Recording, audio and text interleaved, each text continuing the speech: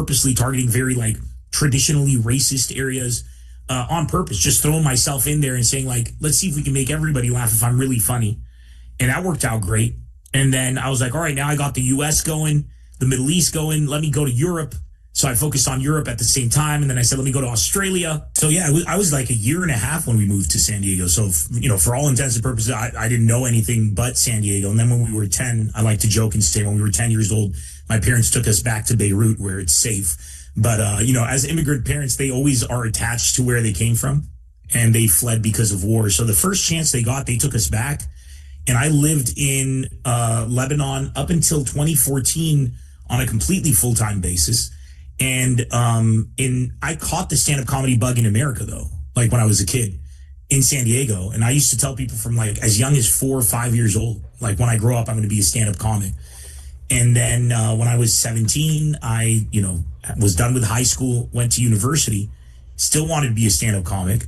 The Middle East didn't have stand-up comedy, so I said, fuck it, I'll build it myself. And that's what I'm known for over there. So between 1999 and 2014, from zero up to like sold out stadiums of 10,000, 20,000 crowds, that's what I would do in the Middle East. So in 2014, I was like a household name in that region and I had achieved the impossible. And there were other comedians now following my footsteps. And it was a beautiful, beautiful thing.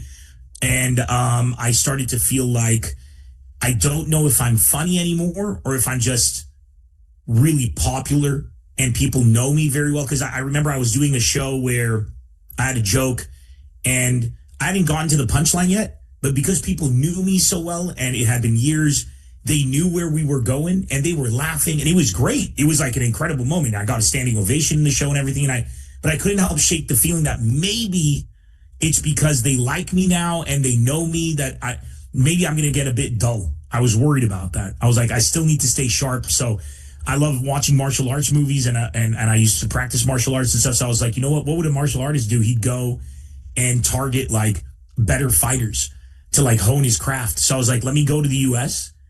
And I came over here and nobody knew who the fuck I was, which was great. And I could barely get, like an open mic spot, but I grinded through it. And in 2 years I had a Showtime special out and I knew I was funny because I was going to like parts of America where like they probably never seen an Arab before, doing shows in like really rural areas or